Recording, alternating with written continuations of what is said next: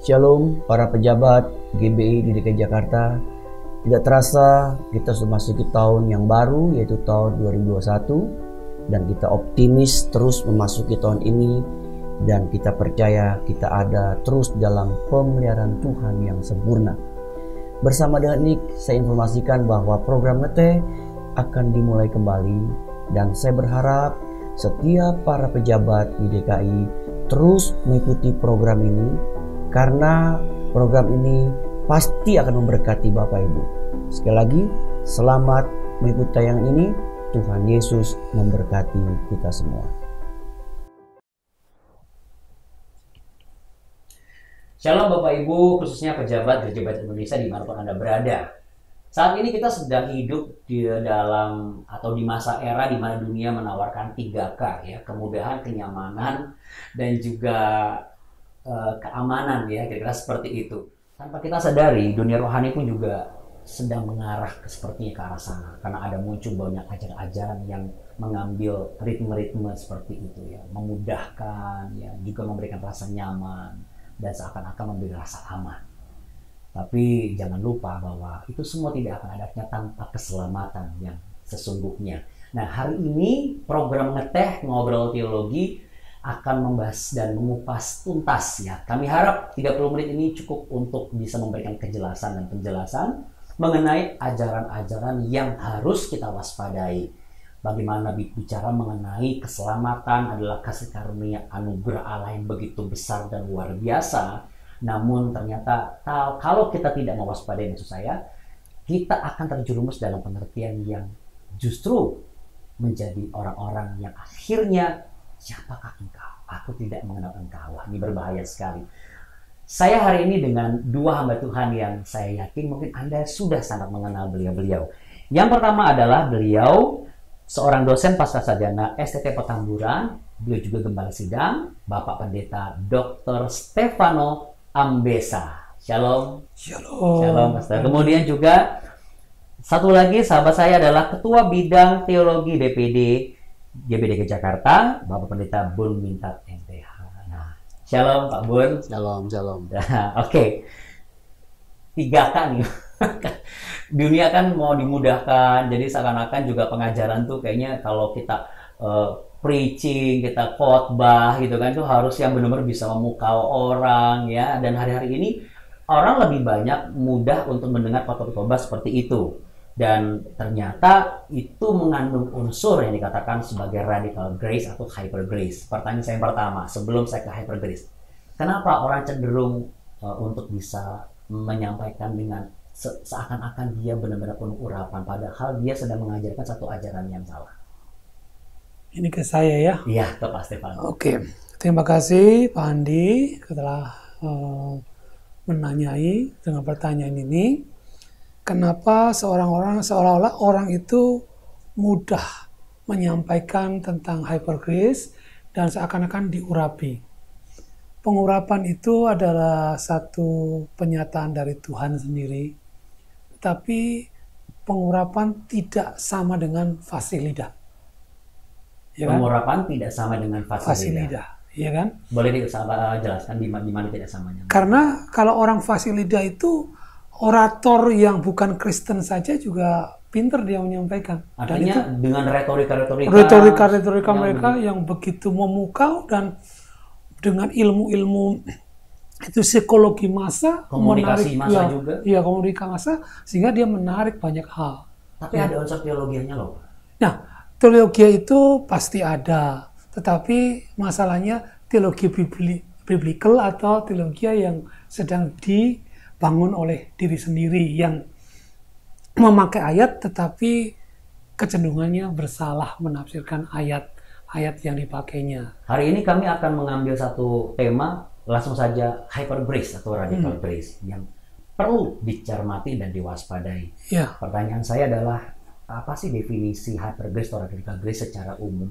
Ya, hyper grace itu kalau dalam bahasa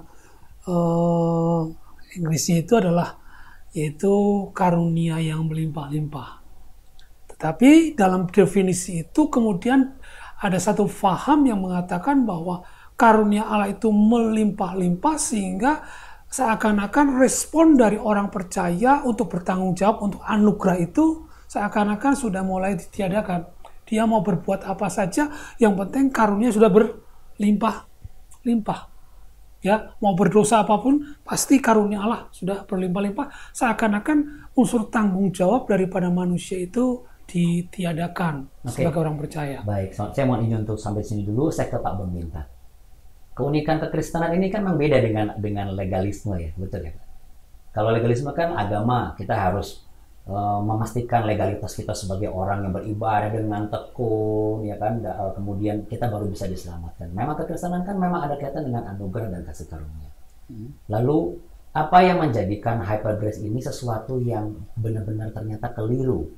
Karena kebanyakan ada orang-orang Kristen sekarang begini, ya selama ada kasih karunia Allah, ya saya bisa minta maaf dan bisa bertobat kembali, kira-kira seperti itu. Apakah ini juga hyper grace juga? Jadi sebenarnya kalau saya lihat secara keseluruhan dalam hyper grace ini, mereka itu tidak mengerti apa itu anugerah. Anugerah itu pasti mengubah orang. Kalau ada orang terima anugerah tidak berubah, itu bukan anugerah yang diterima. Jadi kalau sesungguhnya anugerah itu kan bicara kebenaran Allah yang Allah sampaikan kepada kita. Bagaimana kita bisa tidak akhirnya menyanyikan atau mempermainkan anugerah dan hidup dosa? Orang yang demikian pasti adalah orang yang bukan menerima anugerah yang sesungguhnya. Anugerah itu kebenaran buat kita berubah hidup. Itu pasti. Gitu. Di dalam buku Sikap Pandangan Teologi Gereja Bethel Indonesia sebenarnya sudah ada beberapa poin yang ditulis di sini.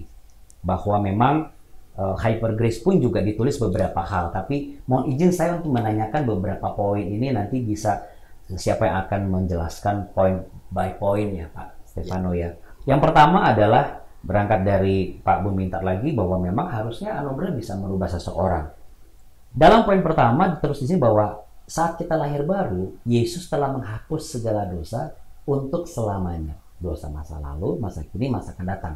Bahkan mereka menggunakan Kolose 2:13, kemudian Ibrani pasal 10:14. Namun demikian dikatakan di sana itu bukan tanggung jawab kita lagi atas dosa itu, karena pengertiannya sudah ditanggung oleh Yesus. Oke. Ini jadi persoalan begini loh. Kenapa ada banyak orang salah tafsir tentang Alkitab? Tuhan datang itu tidak sekedar beri pengalaman, dia memerdekakan kita dari dosa. Itu prinsip pertama, Pak. Jadi kalau ada mengatakan kalau dia percaya dosa masa lalu sekarang datang, sudah ditanggung, dari mana dapat ayatnya itu? Nggak ada masalah masa depan disebutkan di situ kan. Tuhan masa lalu kita diampuni betul sampai ketika terima Yesus. Setelah itu dia buat kita merdeka dari dosa itu. Kenapa bisa berpikir masa akan datang berbuat dosa akan datang? Berarti dia tidak mengerti tentang kebenaran dalam Kristus, anugerah dia peroleh yang memerdekakan kita dari dosa. Jadi problem itu Pak. Oke. Nah ternyata problem itu berlanjut karena mereka punya alasan bahwa begini. 1 Yohanes 1:9 mereka berpikir begini, kita tidak perlu mengaku dosa lagi karena Allah setia dan adil dan gak akan ingat dosa-dosa kita. Jadi pengakuan dosa itu cukup sekali saja, dan sekalipun kita ngaku dosa lagi itu pun sudah pasti diampuni, karena kalau kita berdosa pasti diampuni. Silakan Pak Stefano. Apa membedakan antara hyper grace dengan sesuatu yang benar? Kita belum masuk ke biblical ya, karena kita tetap hyper grace dulu. Oke, mereka berpikir seperti itu karena mereka pikirkan bahwa dosa itu pengampunannya adalah selama-lamanya. Digaransi selama-lamanya. Once and for all. One and for all. Ya. Kayak asuransi begitulah. Ya, seperti itu. Nah, ini menganggap anugerah yang atau kasih karunia yang hyper tadi, yang berlebihan. Alkitab tidak mengatakan seperti itu. Yang Alkitab katakan bahwa ketika kita mengaku tadi kan, mengaku ini maaf kata itu dalam bentuk present tense, yaitu terus-menerus mengaku. Tidak hanya sekali. Jadi pengakuan itu harus berulang-ulang. Kalau seperti itu kita akan bertentangan dengan Yohanes pasal 1 ayat 5 sampai yang ke-8. 1 Yohanes 1 ayat 5 sampai 8. Kita hanya membaca ayat yang 9. Padahal ada konteks di atasnya. Bagaimana kalau kita mengaku diri kita, jika kita mengaku kita tidak berdosa, kita sudah berdusta. Ya kan? Jadi harus ada pengakuan dosa itu. Dan pengakuan itu adalah diucapkan ketika kita berdosa. Ya memang waktu masa lalu kita berdosa, kita mengaku. Sekarang pun kita harus mengaku. Nah dosa yang akan datang tidak akan diampuni kalau tidak kita mengakui dosa pada waktu itu. Pada waktu terjadi. Sebelum terjadi kok kita sudah ditanggung, ya enggak masuk akal dong. Yang ditanggung itu adalah ketika kita sudah melakukan pengampunan, pembebasan tadi, atau kemerdekaan tadi, itu adalah ketika kita sudah diikat, belum diikat sudah diampuni. Ya kan? Itu sesuatu yang belum dijajah sudah apa? Sudah diampuni gitu ya. Kan enggak masuk di akal gitu ya. Iya. Gitu. Kalau Pak Bon sendiri? Kalau saya memandang begini loh. Orang berpikir itu Tuhan sudah menyiapkan pemutih. Soalnya Tuhan harus siapkan pemutih. Itu persoalan kita. Alkitab mengatakan dia sudah datang untuk membebaskan umatnya dari dosa. Matius 1 ayat 21. Makanya diberi nama Yesus. Dia akan menyelamatkan umatnya dari dosa. Dialah anak domba Allah yang mengangkut dosa isi dunia. Kan? Nah, jadi kalau disalahpahami, jadi kalau selalu dosa, kenapa? Karena pemahamannya adalah Tuhan menyiapkan pemutih gitu. Kita pada umumnya kan sudah diajari kalau berdosa minta ampun. Ini kan sudah kebiasaan. Itu kan bukan baunya Tuhan. Tuhan datang memerdekakan kita dari dosa gitu loh. Memang berdosa harus minta ampun, supaya diselesaikan gitu. Tapi kan bukan itu yang Tuhan maksud dengan penebusan yang diberikan kepada kita. Memang kita ada proses pertumbuhan, iya. Gitu. Tapi bagaimana dengan mereka kutip dengan ayat yang dosa memerah seperti kimisi sudah akan menjadi putih seperti salju, mereka sumber jadi seperti bulu domba. Ya. Artinya ada penghapusan di situ, berarti kita di dalam tadi dari pertama kali kita datang kepada Kristus. Ya, bukan pemutihan sebenarnya. Kita tidak boleh gunakan ayat itu sebagai sebuah kebiasaan. Kita mempermainkan Tuhan itu. Oke, itu catat baik-baik. Konteksnya ya, saya tambahkan konteksnya ya. Itu yang sudah dilakukan. Iya, betul. Nah, baru kemudian ditawarkan satu pemutihan dalam konteks petik, penyucian. Betul. Ya gitu. Tapi satu sisi Pak Step juga saya perlu kita mengingat juga. Tapi itu tuh nggak boleh jadikan kebiasaan begitu. Itu jadi sesuatu setan itu tidak bisa dipermainkan. Kalau kita diperbudak dosa, nanti diperbudak dosa gitu. Nanti kan diputihkan lagi. Itu jadi persoalan. Itu mau jadi murahan. Jadi akhirnya itu murahan. Chief Grace itu. Berarti bukan hyper sebenarnya, malah jadi begitu cheap, begitu murah karunia hyper itu sama dengan Chief Grace. Artinya anugerah yang dilebih-lebihkan. Tidak jadi murah. Tidak dimaksud, tapi sengaja dimaksudkan oleh orang yang bersangkutan, Pak. Gitu loh. Nah, yang menjadi lebih mereka lebih sekarang ini lebih mudah untuk mengambil atau mengubah pemikiran seseorang, karena kan seperti yang saya bilang tadi, ketika dunia memberikan kemudahan, kenyamanan dan juga rasa aman, tidak dipersulit, kekristenan masih doa Bapa Kami. Mereka langsung bilang doa Bapa Kami itu udah nggak relevan lagi, itu sudah yang dulu, ini sekarang kita sudah zaman kasih karunia. Penjelasannya silakan Pak Stefano sebelum ke Pak Doni. Oke. Itu pandangan bahwa doa Bapa Kami itu tidak berlaku pada saat ini, itu adalah salah memandang Alkitab. Karena apa? Meskipun dalam pandangan hypergrace itu adalah kasih karunia yang dipentingkan adalah setelah salib. Ya kan gitu kan? Yeah. Padahal penulisan doa Bapa Kami oleh Matius setelah salib. Itu diajarkan oleh Matius bagi murid-murid setelah salib. Jadi itu adalah bagi murid-murid yang sudah percaya dan sudah menerima kasih karunia salib itu. Matius kemudian menuliskan kembali, dan itu bukan hanya sekedar bahan bacaan, tetapi itu bahan tuntunan bagaimana dalam konteks ampunilah dosa kesalahan kami sebagaimana kami mengampuni, itu adalah satu tuntunan bagi orang yang sudah percaya. Jadi guidance untuk orang percaya. Iya. Apalagi itu khotbah di bukit. Khotbah di bukit konteksnya adalah ketika murid-murid berkumpul, dan ini kamu sebagai murid warga kerajaan, inilah tuntunan, inilah etika, inilah aturan yang harus kamu jalankan. Itu masuk Matius. Bukan masuk hypergrace. Matius, kita harus mengerti apa yang kata Matius, bukan kata hypergrace. Jadi alasan hypergrace itu adalah karena memang ketika kalau kita berdoa ampunilah dosa kesalahan kami, kita kan sudah lahir baru. Nah, menurut mereka adalah pembenaran itu pengudusan dan pemuliaan itu satu paket, one package. Ya. Pada saat kelahiran baru, sehingga ketika orang sudah lahir baru itu udah nggak perlu minta ampun-ampun lagi. Ya, one package, tetapi belum sampai kepada pemuliaan. Pemuliaan itu akan ketika Yesus datang.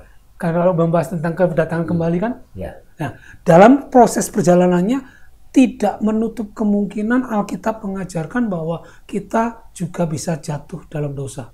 Dalam 1 Yohanes 3 ayat yang ke-9, yaitu setiap orang yang lahir dari Allah tidak berbuat dosa lagi. Kata tidak berbuat dosa lagi ini hati-hati.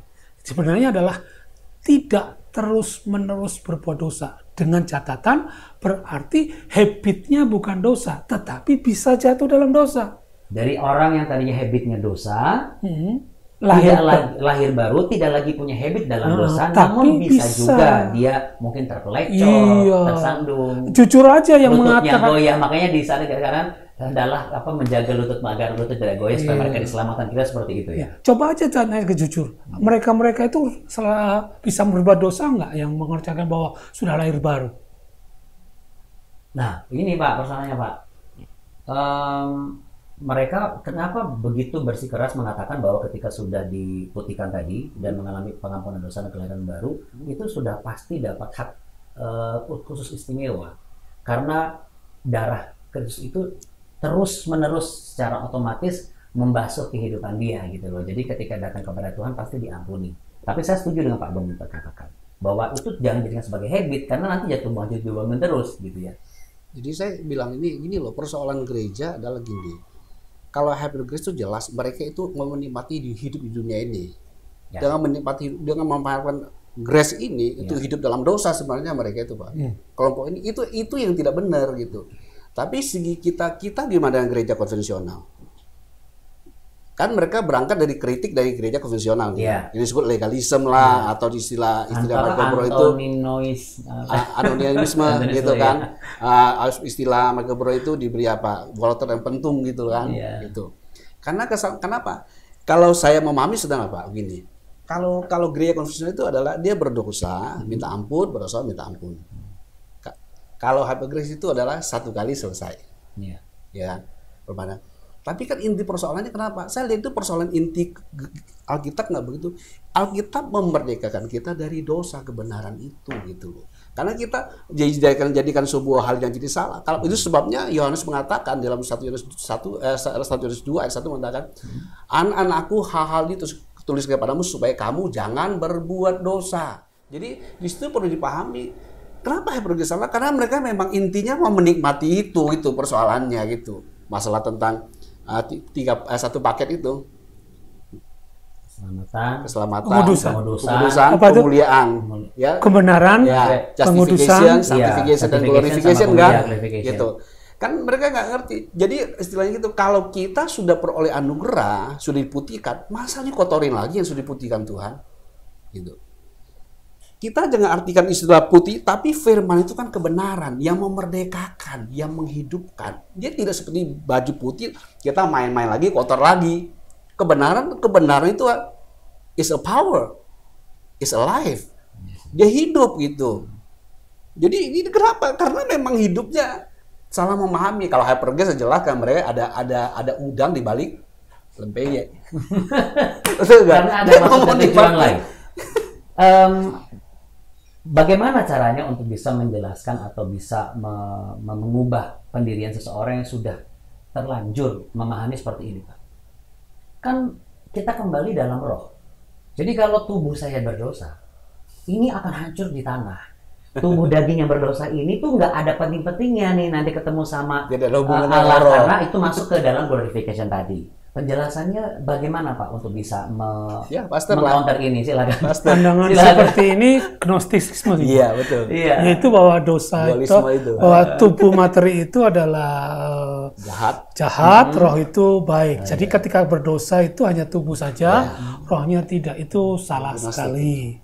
Bahwa dalam Alkitab itu sebenarnya lebih cenderung pada pemahamannya adalah pada bukan dikotomi atau dikotomi, tetapi ada pada monotomi yang bersyarat. Syaratnya berpisah ketika roh dan tubuh itu ketika mati. Jadi kalau kita berdosa ya totalitas. Ya, dan juga harus kita tahu bahwa dalam Alkitab itu bahasa-bahasa yang namanya macam pas prototo itu harus kita tahu. Yang menyebutkan sebagian tapi untuk menyebutkan seluruhnya. Iya.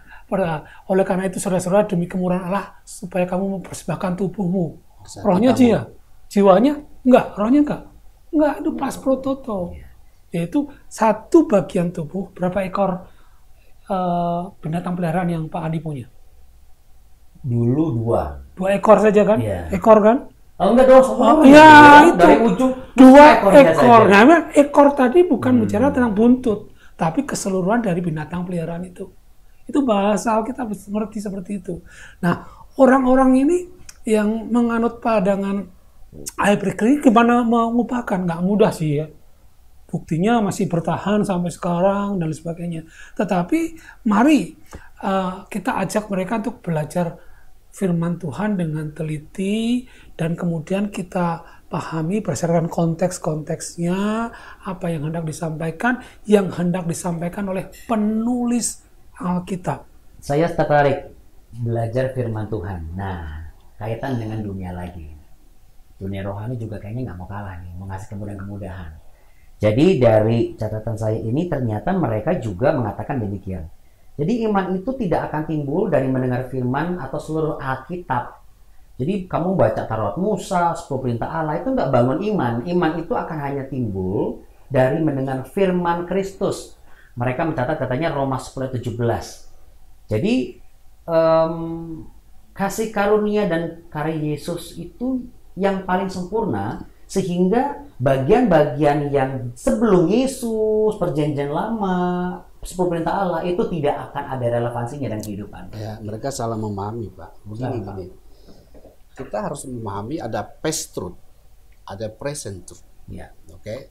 Kalau Taurat itu adalah past truth. Tuhan Yesus datang menggenapi. Ya kan? Kita tidak berdiri sendiri, kita nggak boleh mengatakan, oh tidak berlaku. Tuhan Yesus kan kebenaran kita miliki itu progresif, Pak. Betul. Jadi kalau kita baca di dalam Matius pasal 5 ayat yang ke-20 mengatakan, kalau hidup keagamaanmu tidak lebih dari orang Farisi dan ahli Taurat, itu mereka basicnya hukum Taurat loh. Betul. Kamu tidak dapat masuk dalam kerajaan surga. Artinya kebenaran itu sangat penting basicnya situ. Kenapa orang salah memahami? Karena dia memahami itu sepertinya kebenaran ya Taurat bukan bilang dia sudah digenapi Tuhan. Sebab itu yang mengatakan Alkitab mengatakan di Roma 10 ayat 4 mengatakan Kristus adalah kegenapan hukum Taurat. Sehingga kebenaran diperoleh tiap-tiap orang percaya. Nah, ini di sini kalau orang Kristen tidak memperoleh kebenaran dari Kristus, itu dia akan mengulang Taurat. Kesalahan langgar terus itu. Langgar terus. Karena persoalan di manusia berdosa apa? 1, dosa. 2, manusia lama. 3, setan di balik situ. Ini tiga-tiganya diselesaikan Tuhan Yesus nggak? Diselesaikan. Tapi mengapa Tuhan tidak semua masuk? Karena pengenalan kebenaran gitu. Kalau kamu tetap dengan firmanku, kamu akan mengetahui kebenaran itu akan buat kamu free.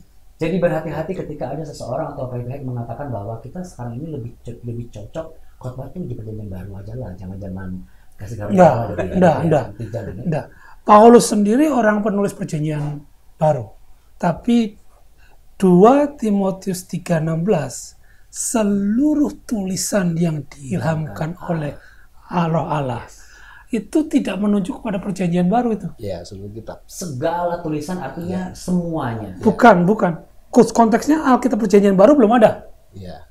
Oh, saya mengerti. Berupa surat. Okay. Surat yang mengacu kepada tulisan. Berarti itu tulisan itu adalah perjanjian lama semuanya itu. Iya. Masa nggak berguna sih? Nah, berarti jelas ya Bapak Ibu. Tapi mungkin juga bisa termasuk tulisannya juga yang sudah disebar. Berikutnya. Iya, pengakuannya. Tetapi yang utamanya adalah pada kitab-kitab perjanjian lama itu. Betul. Itu karena umat perjanjian lama itu tidak punya kitab kecuali juga sama dengan perjanjian baru lama. Iya. Dan itu diilhami oleh Allah. Dan itu bermanfaat untuk apa? Mengajar, menyatakan kesalahan, memimpin dalam kebenaran. Ya, memperbaiki kelakuan. Coba lihat itu. Ya, tetapi Pak Step, saya perlu garis bawahi juga. Sebab ketika kalau kita salah memahami perjanjian lama, kita malah setback ke belakang. Gitu. Ya. Kristus datang kan menggenapi hukum Taurat. Betul. Supaya kebenaran diperoleh tiap orang percaya. Ya. Yang satu-satunya bisa penuh hukum Taurat cuma Tuhan Yesus. tidak seorang pun yang sanggup penuh hukum Taurat. Semua di bawah kutuk. Lalu Tuhan datang penuhi. Sehingga dia peroleh kebenaran itu. Sehingga semua orang percaya kepada dia, dia berikan kebenaran itu. Iya. Nah, tapi kalau kita tidak memahami esensi apa yang Tuhan berikan kebenaran itu, ya kan jadi kacau balau. Iya. Itu kacau balau. Sehingga yang satu dipentingkan, yang lain tidak diindahkan. Perhatikan baik-baik di sini bahwa dalam hal ini kebenaran itu adalah apa yang telah dilakukan oleh Yesus untuk penebusan. Ya kan? Memerdekakan kan penebusan kan? Ya. Nah, tetapi penggenapan itu adalah bahwa bukan berarti tidak berlaku. Paulus sendiri mengatakan bahwa hukum Taurat itu baik dan sebagainya. Ya, bukan tidak berlaku. Ya, tetapi itu sudah digenapi dalam hal, yaitu ketika dalam tata ibadah. Kita nggak lagi ikut ibadah-ibadah orang-orang perjanjian lama. Ya. Dalam tata sipil, peraturan perang tentang bagaimana menikah. Teokrasinya Israel. Tidak. Tetapi tentang hukum moral, khususnya adalah 10 perintah Allah masih berlaku itu. Ya. Karena di Efesus 6 ayat 1 dan 2 kalau tidak salah tetap dikatakan hormatilah ibu. Iya. Ya. Banyak gitu. Jadi tetap mengambil menarik dari perjanjian. Dalam hal ini kebenaran yang Pak pun Laka katakan dalam Matius 5 ayat itu adalah perilaku kita yang sesuai dengan hukum moral. Sehingga ketika kamu marah, ketika kamu melihat wanita dan menginginkan, jangan gitu kan? Itu hukum moral itu harus dilakukan oleh kita. Dan itu produk perjanjian lama. Ya kan gitu. Tetapi untuk ibadah enggak terlalu penting lah ya. Sipil kenegaraan monarkinya orang-orang Israel nggak perlu lah kita lakukan lagi. Tapi saya bisa tambahkan sedikit ya Pak Steve ngomong ini. Memang ketika Paulus menulis, dia sangat menentang legalisme. Ya. Ya, khususnya orang ingin peroleh penerimaan dari Allah, tidak cukup beriman kepada Kristus, harus melakukan perangkat hukum Taurat, termasuk tradisi mereka. Roma ya, Roma itu Paulus tentang berat di Galatia jelaskan. Tapi perlu kita pahami ketika Kristus menjadikan kita dijadikan ciptaan baru di situ. Karakternya itu. Jadi hukum itu sekarang sudah menjadi karakter kita harusnya lewat tentu dengan pengenalan kebenaran yang kita miliki dalam pembaharuan budi. Gitu. Jadi ketika Paulus mengatakan hukum Taurat itu harus mengerti, harus tepat digunakan. Dan dasarnya bukan untuk orang benar. 1 Timotius 1:7-11. Dengan catatan bukan untuk orang benar. Untuk siapa? Pembunuh, pemburi, pencuri, duniawi, unholy, gitu. Tapi bagi orang-orang hidup oleh kebenaran Kristus harusnya stepnya sudah lebih maju. Jadi, kalau enggak kita mengulang lagi, nggak bertumbuh keimanan kita, Pak. Nah, jadi bagaimana caranya, Pak, untuk bisa kita benar-benar mewaspadai ini dan apa yang harus kita lakukan sebagai langkah preventif yang nyata terutama sebagai pejabat gereja Betel Indonesia, apalagi sebagai gembala sidang dengan jemaat yang bukan 5 atau 10 orang saja. Kalau buat saya jelas, kenali hypergrace. Mereka itu senang menikmati dosa itu. Itu tidak benar, Pak. Yang menentang kesucian, kekudusan, itu tidak benar. Mereka itu orang yang menikmati dosa itu sebenarnya. Alkitab sama sekali tidak mengajarkan demikian. Bagaimana untuk memastikan bahwa kadang-kadang ada orang yang memang dimentori gitu ya, mentornya tidak mengupas habis dan menyampaikan secara lugas, komprehensif dan kontekstual secara alkitabiah. Potong-potong. Betul. Kira-kira seperti itu.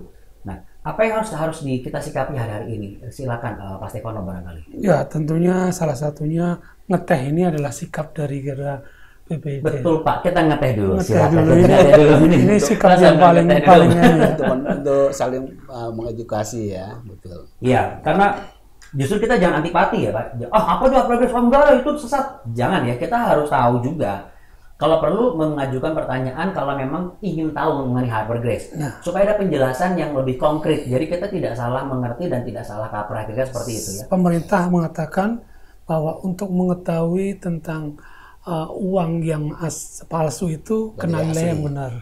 Yang asli gitu. Kenalilah yang asli. Untuk mengenal yang salah. Berarti lebih baik kenalilah secara biblical. Biblical grace yang harus kenal. Iya. Nah, Bapak Ibu sekalian terkasih, Ada nomor yang bisa Anda tulis mengenai pertanyaan dan juga hal-hal yang ingin Anda sampaikan di 0812 10473 665. Bisa secara pribadi kepada Pak Stefano barangkali, atau juga kepada Pak Bumilat, atau secara umum. Intinya adalah memang saat ini kami sedang menyampaikan sesuatu yang harus kita waspadai dan kita cermati dan kita pilah. Salah satunya adalah kasih karunia yang berlebihan atau hyper grace. Karena kita percaya anugerah Allah bukanlah sesuatu yang murah, sebab Dia sudah membayar itu dan sangat mahal harganya. Amen. Jangan sampai kita salah melangkah, terlebih lagi sebagai pejabat Gereja Kristen Indonesia, khususnya Anda yang berada di naungan BPD GBI Jakarta. Akhirnya saya Andi Hotmail ingin mengajak Anda tetap stay tune di Ngeteh Ngobrol Teologi. Pastikan Anda klik subscribe dan juga tombol lonceng supaya apa? Karena ada jadwal yang bisa Anda jadikan alarm supaya ketika nanti ada episode berikutnya Anda tidak ketinggalan. Apa yang akan kita bahas? Ya, kita harus ketahui lebih dekat tentang yang paling benar atau keasliannya, yaitu Biblical Grace. Seperti apa? Di pertemuan kami selanjutnya. Tuhan Yesus memberkati.